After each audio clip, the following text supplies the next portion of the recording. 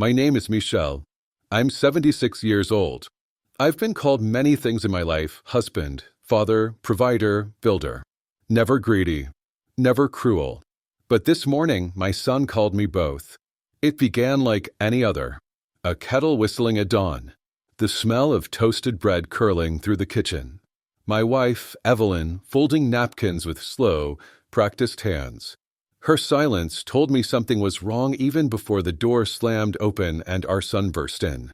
Sam, 39 years old, wearing that tight, defensive expression like he expected a fight the moment he crossed the threshold.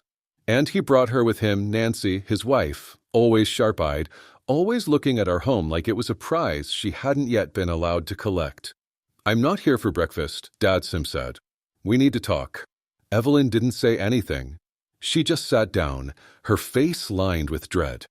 Sam didn't even sit. "It's time you stopped pretending this is all just yours," he said, gesturing around the room at the house I built with my own hands. "You're hoarding the future." I set down my tea. "You want to clarify that, son?" He paced. "You have savings, investments, the house, the land in Allensbridge. And me and Nancy, we're struggling to keep up with the bills, with the kids, the mortgage. You've got more than you need." Nancy jumped in. "We're not asking for a handout. We're asking for what's fair." "You're asking for an inheritance," I said, "from a man who's still breathing." "You're being dramatic," she snapped. "You could make things easier for everyone. Or do you enjoy watching your own family drown while you sit on the dock?" "Everything I have," I said, voice trembling, "I earned. For you. For this family. I didn't work 60 years, so I could be accused of cruelty in my own home." "You're being selfish," Sam said. "You don't even see it. You're obsessed with control." I looked at him. Really looked. My son, whom I'd coached through exams, taught how to change his first tire, bailed out when he lost his first job. He didn't look like a son anymore. He looked like a stranger. "This isn't about fairness," I said quietly. "It's about entitlement." Nancy crossed her arms. "You'll change your tune when you don't see your grandkids anymore." The threat landed like a stone in my chest. "That's how you're playing it?" "It's not a game," Dad Sim said. "It's survival. If you don't help us now, then when? When I'm dead. If that's what it takes." I stood up slowly. My knees groaned, but my voice didn't. "Get out." "Come on, Dad, no. I've had enough. This ends now. I won't be your bank. And I won't be blackmailed by people who show up only to collect." Evelyn looked at me startled. But she didn't stop me. She didn't ask me to reconsider. Because deep down, she knew I was right. Sam's face darkened. Nancy let out a bitter laugh. "You'll regret this," she said. "Families don't forgive stuff like this." "I'm not the one who should be asking for forgiveness," I replied. They left without another word. I watched from the front window as they climbed into their car. Sam didn't even glance back. The tires screeched as they pulled away. The silence that followed was heavier than usual. Evelyn moved to the sink, filled a glass of water, and sipped it without speaking. I sat down again, but the tea had gone cold. We didn't talk for several minutes. There was nothing left to say. That afternoon, I went into the garage. I opened the old chest where I keep all the family papers, deeds, bank statements, insurance policies, and began taking inventory. I don't know why. Maybe because I needed to feel some control. Maybe because I finally realized how fragile trust could be, even in a family. It wasn't until later that evening that Evelyn broke the silence. "You did the right thing," she said. I nodded, but I wasn't so sure. Not yet. Not until I knew what they'd do next. It was 4 days after the argument. My 76th birthday. No phone calls. No cards. The house was quiet in a way I'd started to recognize, not as peace, but as a space where something had been amputated: family, warmth, connection. My wife, Evelyn, tried to keep it light that morning. She made oatmeal with cinnamon, even cut the crust off the toast like she used to when the kids were little. But it wasn't the same. Something hung between us, what had been said and what hadn't. I didn't expect Sam to show up. I didn't expect anything at all. But then the package came. It arrived around 10:17 a.m. I remember the exact time because I was reaching for the old clock on the mantel to adjust the hour hand. That's when the doorbell rang. I shuffled to the door, thinking maybe it was Esther from down the street dropping off her usual birthday cookies. but it wasn't her. Just a package left on the mat. No delivery truck in sight. No footsteps leading away from the porch. No name on it. Just the box. Brown cardboard, about the size of a microwave. Taped tightly at the seams. The kind of box people use to move electronics or ship something heavy. But it wasn't the size or the lack of a return label that caught my attention. It was the weight. It was too light. I lifted it slowly. Not more than a few pounds. I tilted it side to side. Something inside shifted, but not like a book or a tool. It moved as though it had its own will. A soft scrape. A muted shuffle. I brought it into the kitchen, set it on the table. "Michelle?" Evelyn called from the hallway. Was that the door? Yes. She came in, wiping her hands on a dish towel, and stopped when she saw the box. Her eyes narrowed. "Who's it from?" No label. No postmark either. Must have been dropped off by hand. She stepped closer, leaned over, and then I saw her stiffen. "What is it?" I asked. She pointed at the side of the box. "Look." There were holes, small, deliberate punctures. 4 of them, arranged in a neat line on one side, like someone had jabbed a pencil straight through the cardboard, about the size of air vents. "Michelle," she said, stepping back, "this looks like it's for something alive." I stared at it. "Alive? You think someone just poked holes for fun?" Her voice was sharp now. "Something's in there. Something that needs air." She was right. The holes were too precise to be accidental. Too clean. Not torn or worn from transport. Deliberate. Planned. That was when we heard it. A rustle. Like dried leaves moving across linoleum. Then silence. Then again another sound, shifting, brushing, faint hissing. Not mechanical. Organic. Alive. My hand moved toward the tape on instinct. "Michelle," Evelyn said sharply, "don't." I paused. Looked at her. "Don't open it," she repeated. "Just wait." I wanted to be rational. I wanted to laugh it off. Maybe it was a prank. Maybe some delivery error. Maybe someone's weird birthday surprise had landed at the wrong house. But my gut said otherwise. Who would send us something alive? Evelyn asked. She didn't say the name. Neither did I. But we both thought of Sam. He'd been angry. No, furious. He felt betrayed, wronged. Like a man robbed of something that belonged to him. And Nancy. Nancy had stood there, backing him like a trial lawyer with a vendetta. And now, 4 days later, this box appears. No return label. No courier truck. Just air holes. Rustling. Hissing. It was ridiculous, wasn't it? I backed away from the table. "We should call someone," Evelyn said. "The animal control?" "No," she said. Her voice low now. "Steady. The police." There was a long silence between us then. She reached for the landline. Dialed with fingers that barely trembled. "Hello, yes, emergency services. My name is Evelyn Lemoyne. I'm at 112 Jasper Lane. My husband received a suspicious package this morning." "Yes." "No, we haven't opened it. There are holes. It seems like something alive is inside. It's making noises. Please send someone." She hung up and looked at me. "They said they're dispatching officers. Estimated arrival, 10 minutes. We sat down at opposite sides of the kitchen table, the box between us like a sleeping animal neither of us dared disturb. What could it be? I asked aloud, though I wasn't really asking. "A rodent," Evelyn offered. "Or a snake. Maybe something venomous. Something dangerous."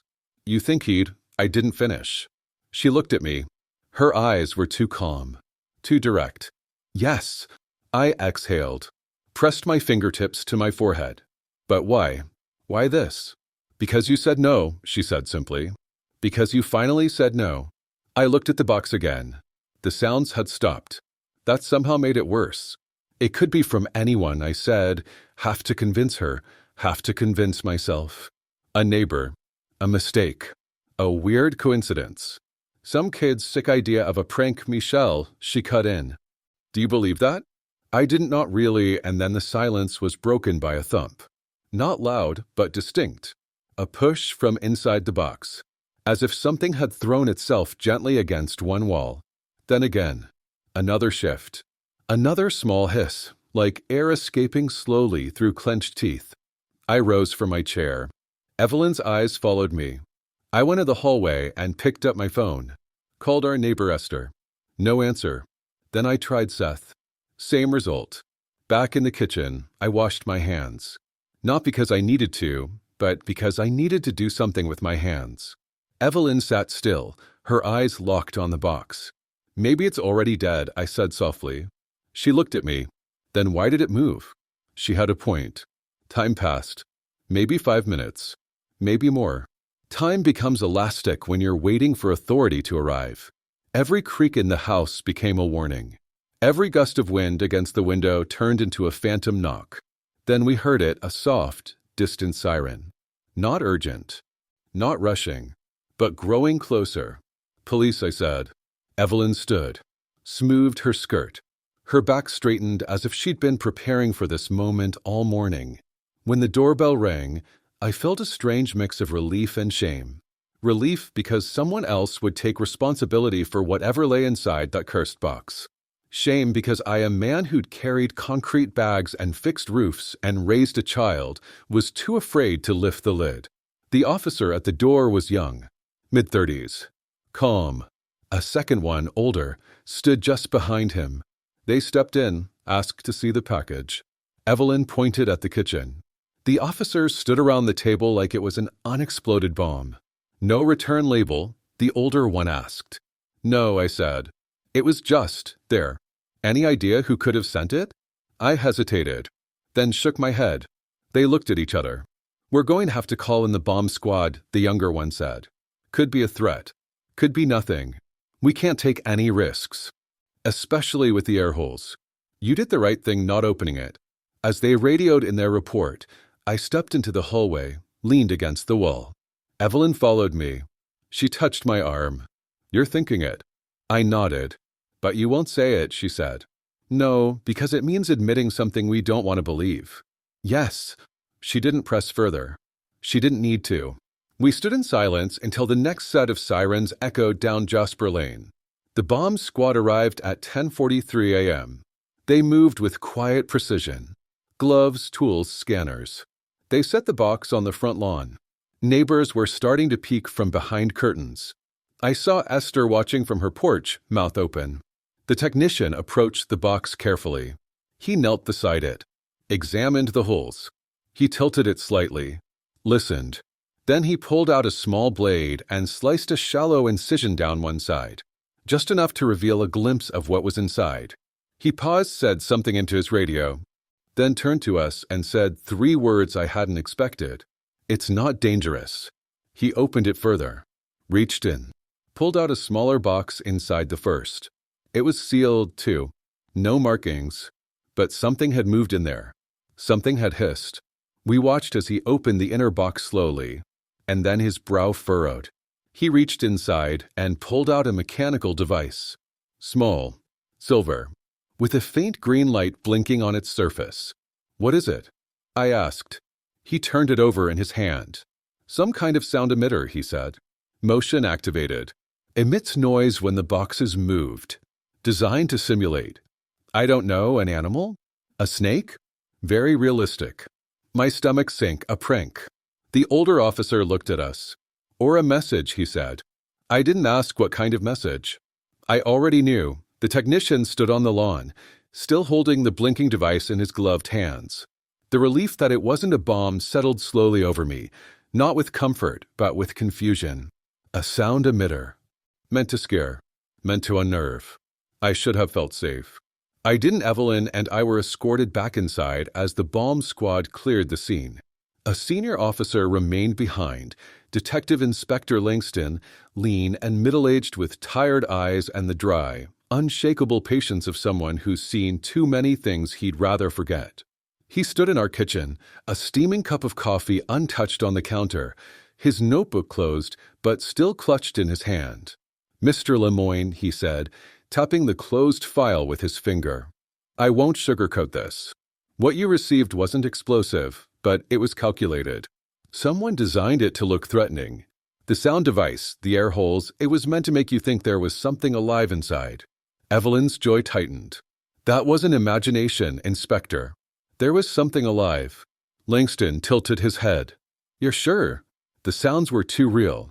There was hissing, something thumping against the inside. Langston looked over at the technician, who was carefully placing the inner device back into an evidence bag. Then he said, I believe you. Which is why I called someone from animal control. You think there's still something in there? I asked. Unlikely. But if whoever sent this wanted to double down on fear, they may have added live elements. Some pest or vermin. We're checking now. 15 minutes later, a white van marked Stillwater County Wildlife and Pest Control pulled up. 2 specialists in heavy-duty gloves and face shields stepped onto the lawn, examined the remains of the box, then pulled it into the van. Langston returned after speaking with them briefly. They're taking it to their facility. There's evidence of gnawing on the inside panel and traces of biological matter, fur, perhaps feces. They suspect rats. Rats? Evelyn recoiled. And possibly spiders. One of the techs mentioned silk-like threads in the corner seams. We'll know more once they open it in a controlled environment. Evelyn gripped the edge of the table. So someone sent us rats and spiders in a sealed box. As a gift. Langston nodded grimly. It's intimidation. Cruel, but not technically criminal unless you can prove intent to harm. We'll file an incident report and monitor for any follow-ups. What about fingerprints? I asked. Wiped clean. Gloves were used. He paused. Now, do you have any idea who might do this? The question hung there between us like a blade. Evelyn looked at me. Her eyes told me everything. She knew what I was thinking. She was thinking it, too. But I didn't say it. No, I said. No idea. Langston studied me for a moment. His face betrayed nothing, but his voice was a little softer when he replied. If anything else unusual happens, calls, messages, packages, report it. Immediately. All right. We nodded. He left shortly after. The house fell back into silence, heavy and uncertain. Evelyn began cleaning the kitchen, pointlessly wiping the counter, rearranging a fruit bowl that hadn't moved in a week. I stood by the window, staring out across the lawn where the box had been. My birthday. And someone had sent me a box of living vermin, engineered to frighten, timed perfectly to when I'd be alone and vulnerable. That wasn't random. That was personal. I turned and walked to my study, opened the drawer where I kept receipts, financial statements, and the small stack of paper I printed every few weeks from our shared credit account. I flipped through the pages until I found the most recent ones. Groceries, pharmacy, utilities, and there, near the bottom, a line item that made the air in the room shift. Pet Haven, $243.60. 3 days ago I stared at it, Evelyn, and I didn't own pets. We hadn't had one since our old golden retriever, Teddy, passed away 7 years ago. That charge wasn't ours. The account was linked to a card I kept for emergency expenses, one I'd given access to only twice in my life, once to Evelyn during her medical treatment years ago, and once to Sam during what he called a temporary financial hiccup last year. A hiccup that turned into 2 overdrafts, a missed loan payment, and 3 months of ghosted phone calls before he finally returned the card with a practiced apology and a hug that felt just a little too tight. $243.60 Pet Haven wasn't a grocery store. It was the high-end exotic pet retailer on Brighton Street. I knew because I remembered passing it once and seeing lizards, frogs, and tarantulas in the window. Things no sane person kept as pets. I walked back into the kitchen and set the statement on the table. Evelyn looked down at it. She didn't need to be told. Her lips thinned. Her eyes darkened. That's them, she said. I nodded. She pulled out a chair and sat, staring at the paper as if it were a confession. Why? She asked softly. Because I embarrassed him, I said. Because I said no. Because he and Nancy expected me to fold like I always do, and I didn't. But this? Rats? Spiders? On your birthday? He wanted a reaction. They both did. We sat there for a long time. And then, slowly, the shame inside me shifted. It turned into something else. Resolve, I stood and walked to the window again, the view of the street stretching wide and open before me. A warm summer wind rustled the trees. Somewhere down the block, kids were laughing. And here I stood, a 76-year-old man in his own home, threatened by his own son and too paralyzed by decency to fight back. No more I would not go to the police. Not yet. Not until I had something solid. Because now I wasn't just suspicious.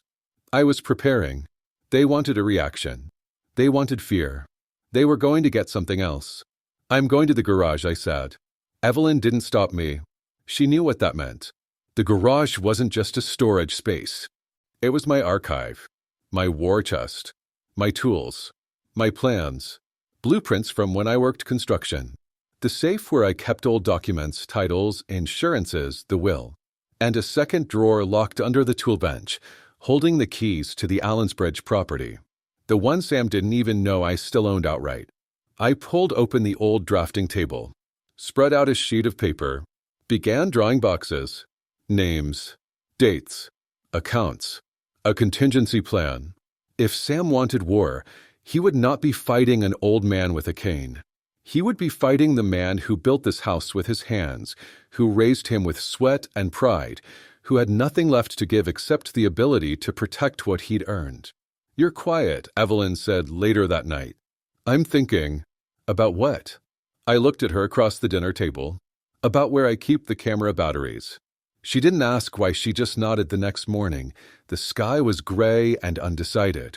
A quiet drizzle tapped on the windows as I sat with a cup of coffee that had long gone cold. Evelyn moved quietly in the kitchen behind me, her hands busy with nothing in particular, as if afraid the silence might fracture if she stopped moving. My thoughts hadn't let me sleep. The box, the holes, the movement, the hissing, the bill from Pet Haven.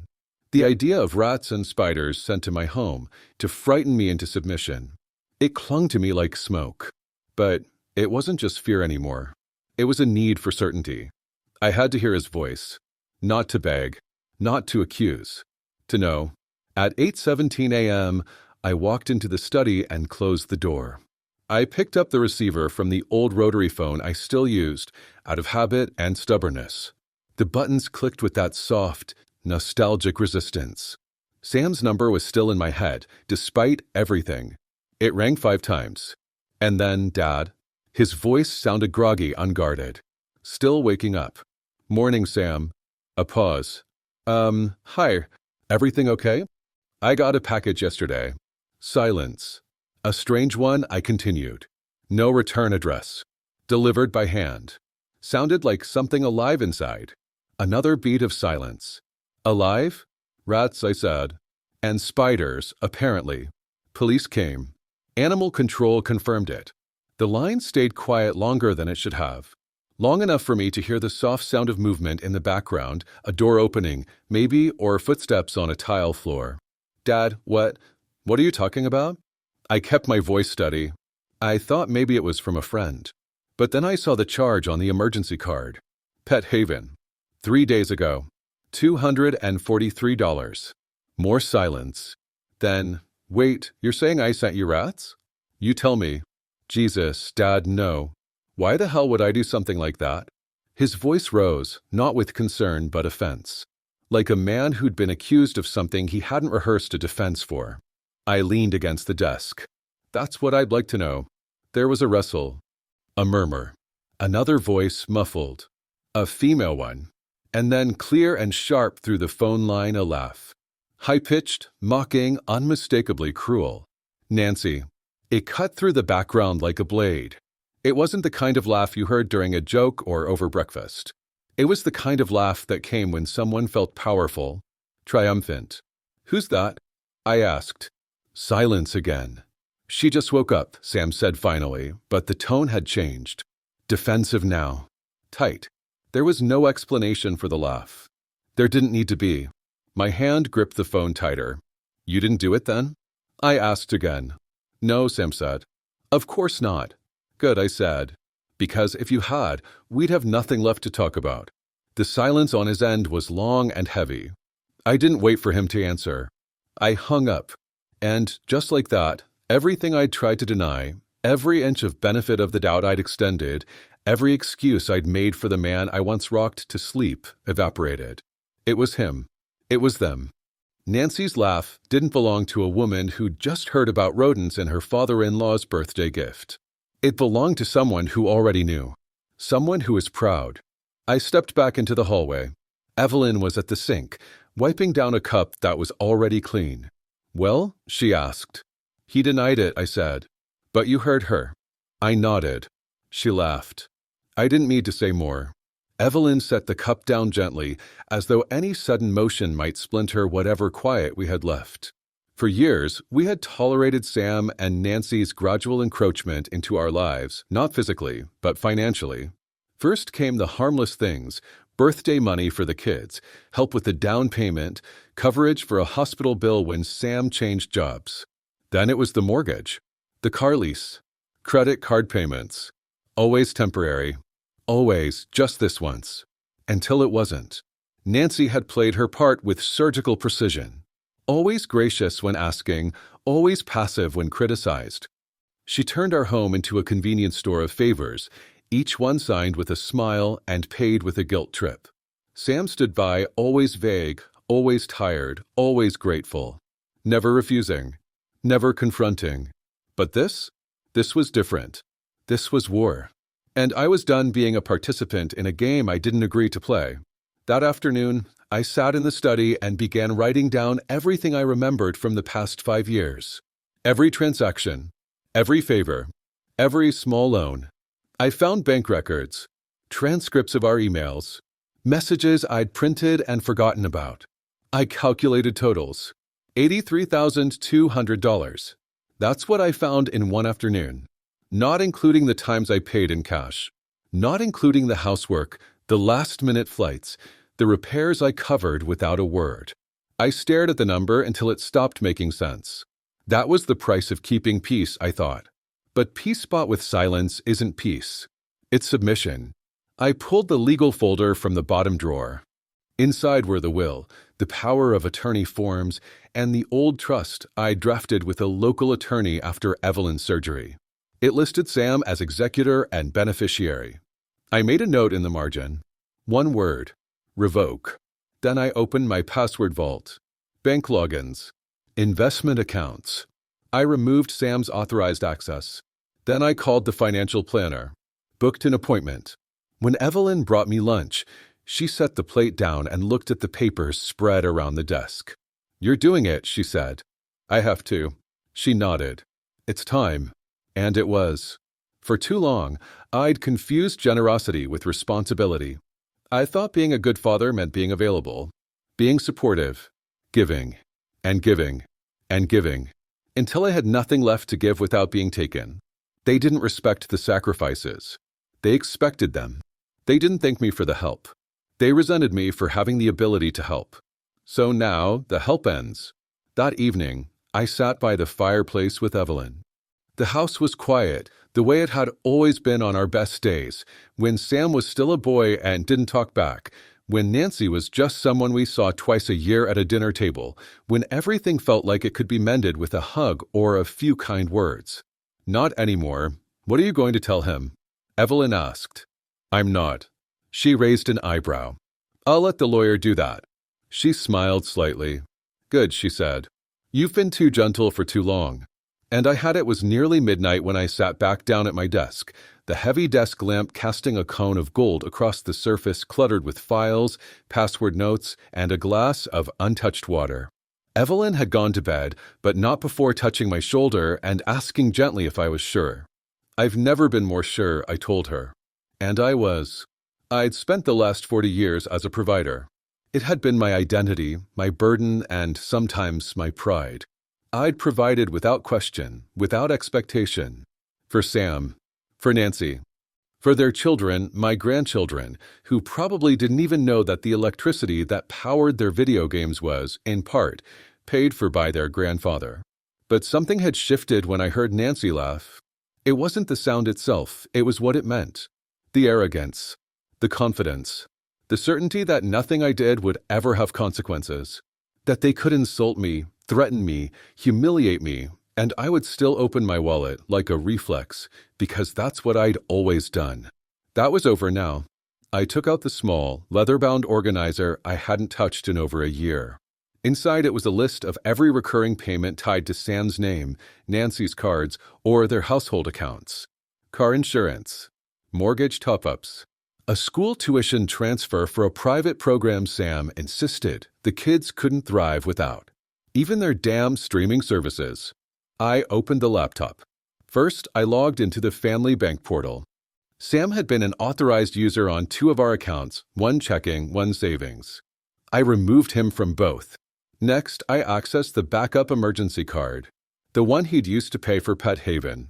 Blocked. Then the credit cards. I requested new PIN codes, updated online credentials, unlinked his email address from our notifications. Every automatic payment, every quiet debit that had once slipped by without my notice, canceled. One by one. No more invisible bleeding. No more quiet compromises. It took over an hour. By the time I finished, the air in the room had changed. Lighter. Cleaner. I leaned back in the chair and closed my eyes. It wasn't satisfaction I felt. It was relief, not vengeance. Not cruelty. Necessity, this wasn't a punishment. This was balance. A delayed correction. A long overdue breath of autonomy. I was no longer financing my own humiliation. I slept better than I had in weeks. The morning came gently. Evelyn brought coffee to the table and we ate in comfortable silence. The rain from the day before had washed the air clean. I could smell the grass through the open window. At 8:03 a.m., the phone rang. The landline. The sound, normally harmless, now seemed to vibrate with warning. I looked at Evelyn. She nodded once. I picked up. "Dad," came the voice, tense and cracking. "What the hell is going on?" "Good morning, Sam," I said. "My card's been declined at the gas station. Twice. What's going on? Is the bank down?" "No, then what happened?" "I closed the cards," I said plainly. "Removed your name. Canceled the payments."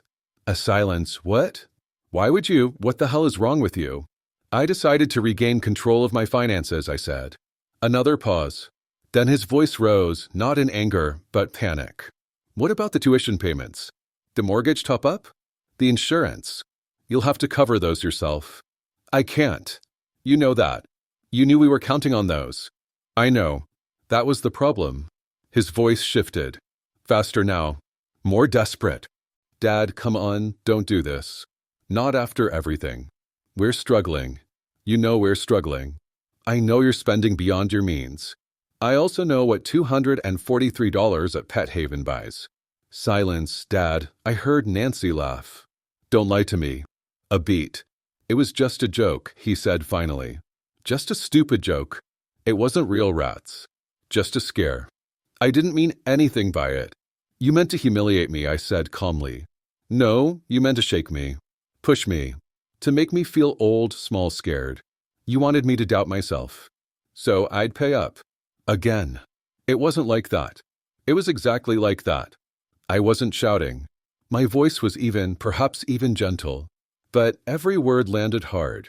I could hear his breathing quicken. "You don't understand what it's like, Dad," he said, switching tactics. "To have kids. To try to keep up. To juggle everything. We're not like you and Mom. We don't have pensions. We have pressure. Real pressure. I understand pressure, Sam. I raised you while working 2 jobs. I buried a mother before you turned 10. I didn't do that so you could become a leech." His voice cracked. "That's not fair." "No, Sam," I said. "What's not fair is thinking you can keep draining me dry because you're too proud to fix your life and too entitled to accept that your parents are not an ATM." He went quiet, dead air then, soft, low, biting. "You're going to regret this." I smiled faintly. "No, Sam. I'm finally not." He tried once more, because that's what manipulators do when they're not used to doors closing. "What about the kids?" he asked, his tone lower now. "You want to go months, maybe years, without seeing them? You want them to grow up thinking their grandfather cut them off." My hands didn't tremble. They'll grow up knowing their grandfather had dignity. And maybe, someday, they'll respect that more than anything else. I hung up, and this time I didn't look back. By the afternoon, I had moved every remaining file and document from our shared folders into secure archives. I sent my lawyer an updated version of the will. I canceled access to all family shared accounts, emails, even cloud storage. Sam could scream. He could plot, he could send snakes or spiders or shame. But the money? The home? The legacy? Mine again. And I would leave it to people who earned it, who treated me with kindness, who showed up at my table without an agenda. That evening, Evelyn brought in the mail. 2 envelopes, bills, and a letter from the retirement society I used to volunteer with. We sat outside on the porch. The wind was warm. The trees swayed softly. "Do you think he'll come here?" she asked. "Maybe," I said, "and if he does?" I looked out at the horizon. "Then he'll find a man he doesn't recognize anymore." She reached over, placed her hand over mine. "Good," she said. "But not anymore." I thought of the box again. The way it had sat there, small and harmless-looking, until it revealed what it truly was, a message. A threat, so here was mine. I would not be frightened into obedience. I would not be manipulated with laughter. I would not reward cruelty with comfort. The rats had arrived. But they hadn't known that the trap was already waiting. They came just before dinner. No warning. No phone call. Just the sound of gravel crunching beneath the tires of their black SUV, the one I'd helped Sam lease 2 years ago when he said their old car was falling apart. The same car they'd driven to weekend vacations we were never invited to, beach rentals paid for with money they claimed not to have. I watched from the living room window as they stepped out. Sam slammed the driver's door harder than necessary. Nancy, dressed too sharply for a casual visit, wore sunglasses despite the overcast sky and carried herself like someone walking into a courtroom, not a family home. Evelyn had just set the table. The smell of baked chicken and herbs lingered in the air. She stood beside me, drying her hands with a cloth, her mouth tight. "They're not here to apologize," she said. "No," I agreed. "They're here to fight." I opened the door before they knocked. "Michelle," Nancy said, smiling without warmth, "we need to talk." Then talk. Inside. No, they looked at each other. Sam shifted uncomfortably. "Dad, come on," he said. "We're not going to yell on the porch."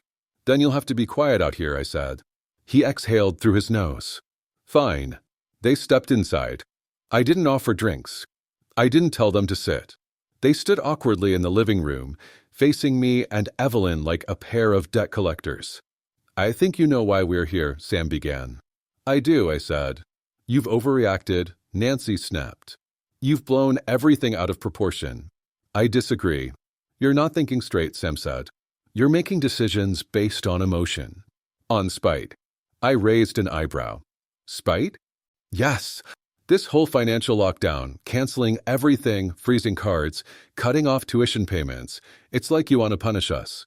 "I'm not punishing you," I said calmly. "I'm protecting myself." "From your own son?"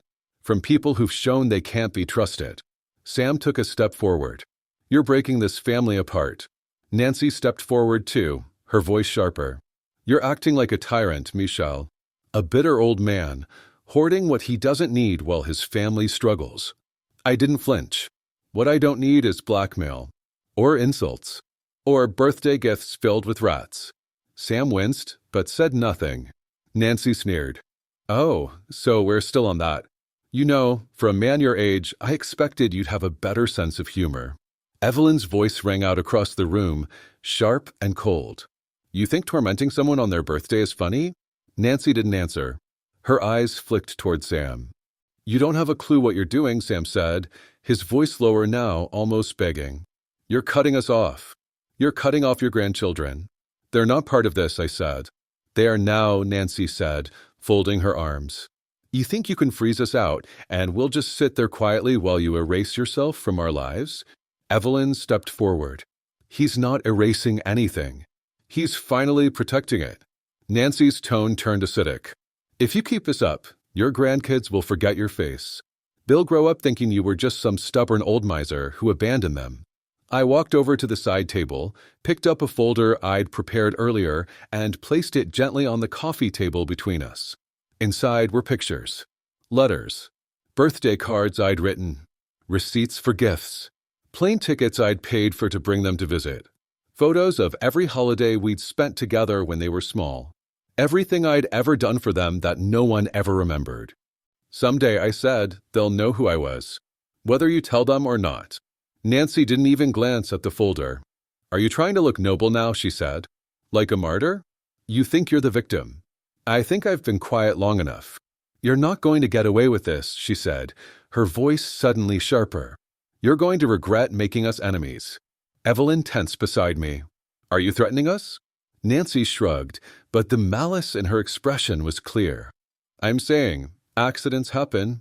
Slippery stairs. Faulty heaters. You're not exactly young anymore. The silence that followed wasn't just tense.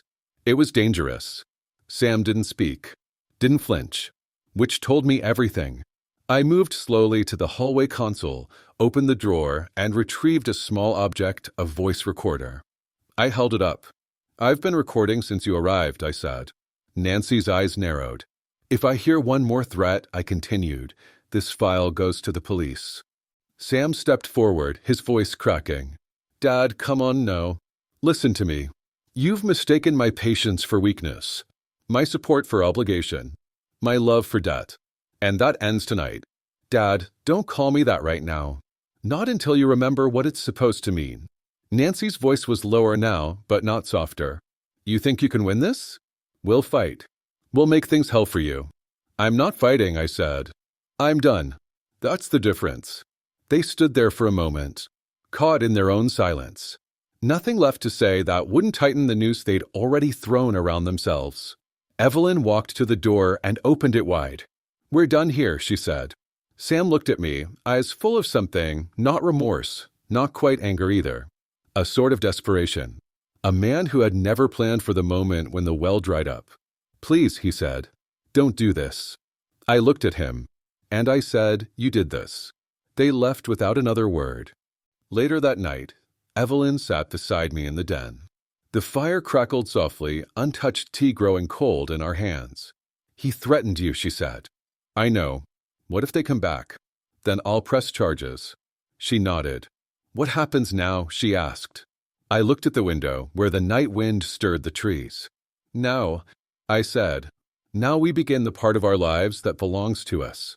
It was just past 9 p.m., and the quiet in the house was the kind only older homes possess, complete, almost reverent.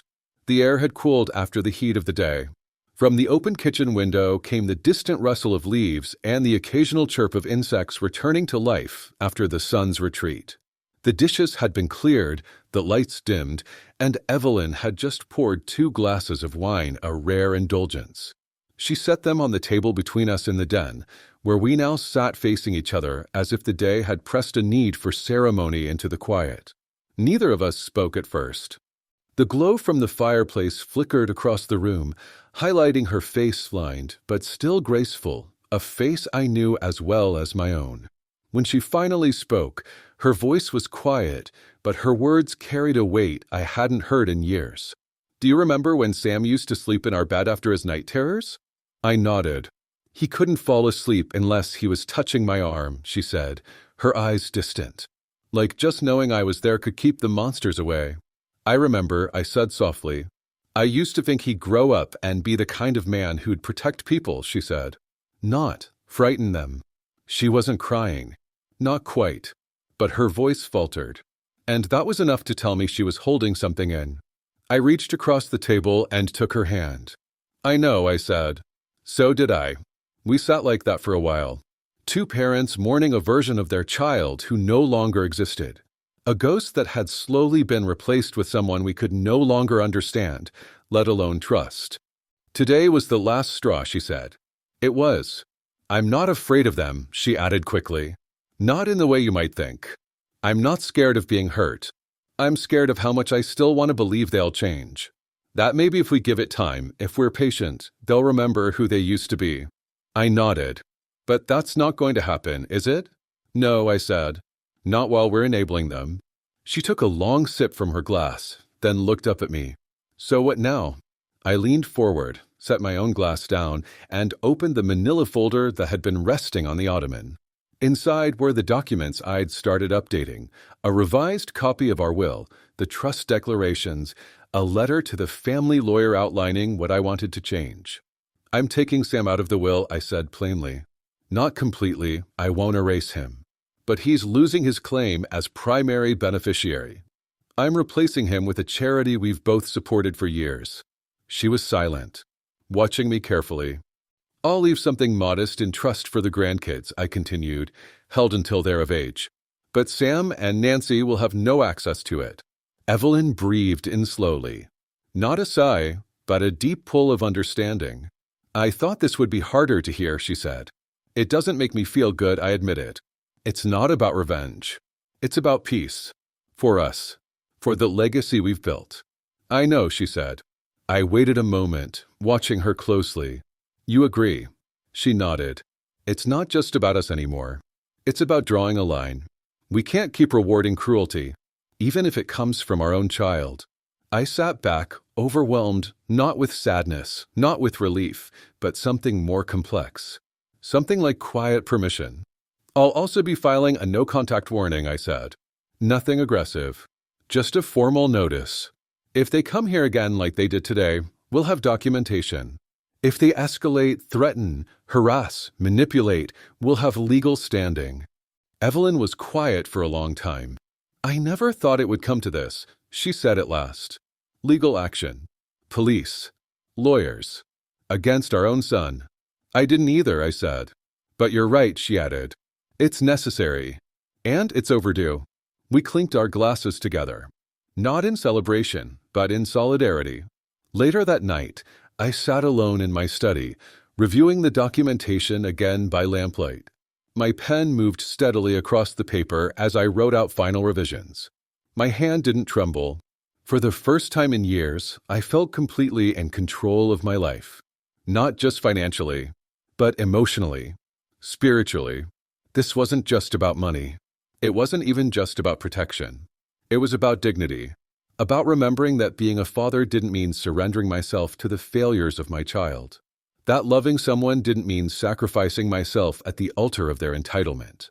Evelyn came to the door, leaned gently against the frame. "You should sleep." "I will," I said. "Just finishing up." She watched me for a moment. "I'm proud of you," she said softly. I looked up.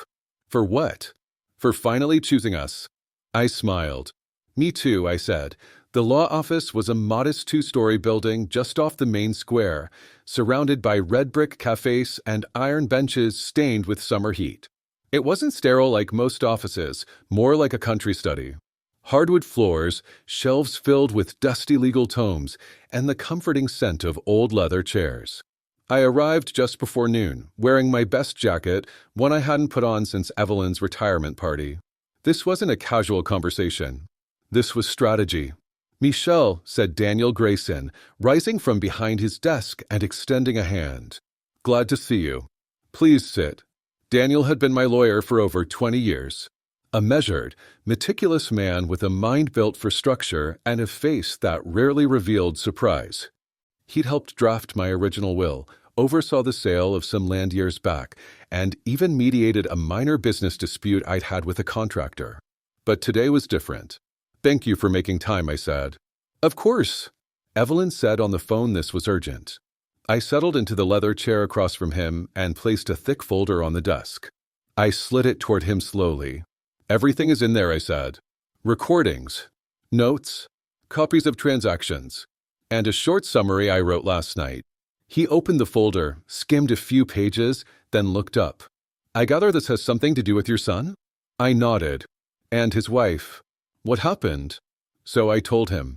Not just the facts, but the slow corrosion that had eaten through our family. I told him about the money, the loans, the manipulations, the sense of obligation that had become an invisible leash around my neck. I told him about the package on my birthday, the noise, the air holes, the rats, the panic. I told him about Nancy's laughter on the phone and her veiled threats in our living room. Daniel listened without interrupting, his expression darkening with each detail. When I finished, he closed the folder, folded his hands on the desk, and leaned forward. "This isn't just financial abuse, Michelle," he said. "This is targeted intimidation, possibly criminal threats, depending on how it escalates. I'm not looking to press charges," I said. "At least not yet. But I need to take control. Properly. Legally." He nodded slowly.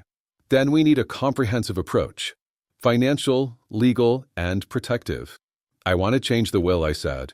Sam is no longer to be executor. I want to establish a trust instead for my grandchildren. He raised an eyebrow. With no parental access? Exactly. I want it airtight. Funds strictly for their education. Held in trust until they're 18, released in segments to prevent abuse. He picked up a notepad and began scribbling. Wise. The kind of parents who threaten their own family for money don't stop when things get hard. They escalate, especially when the money dries up. That's what I'm afraid of. We'll draft the educational trust under a separate legal entity, he said. That way, it's shielded. Sam and Nancy will have no legal claim to it, no matter how hard they push. It'll be managed by a third-party trustee. Good. We'll also amend your will today, he continued, flipping to the original copy I'd signed years ago. Reassign executorship, remove his rights as primary beneficiary, and notify your financial institutions. I'll oversee the communication to avoid backlash. Perfect. Next step is a protective filing. Not a restraining order, he clarified, but a formal security warrant. A preemptive legal warning. It signals that you've made authorities aware of intimidation. If they return or make any further threats, we'll already have documentation in place to escalate. I hesitated. Do I have to report what Nancy said? You've already documented it, which is a start, he said. We'll include that in your affidavit. But I'll advise filing an incident report with the local police. Not to arrest anyone, just to record it. It's the difference between your word versus theirs and having official paperwork. I nodded. I understand. Lastly, Daniel added, any future contact letters, calls, visits, you write down. Word for word, date and time. If they push you, we build the case. He paused, letting the weight of his plan settle. I'll be honest with you, Michelle, he said. People like this, people who believe they're owed something, don't go quietly. You've been their safety net for years. Cutting that cord, it provokes desperation. I'm prepared. I hope so, because it won't be pleasant. But it's necessary. And it's your right.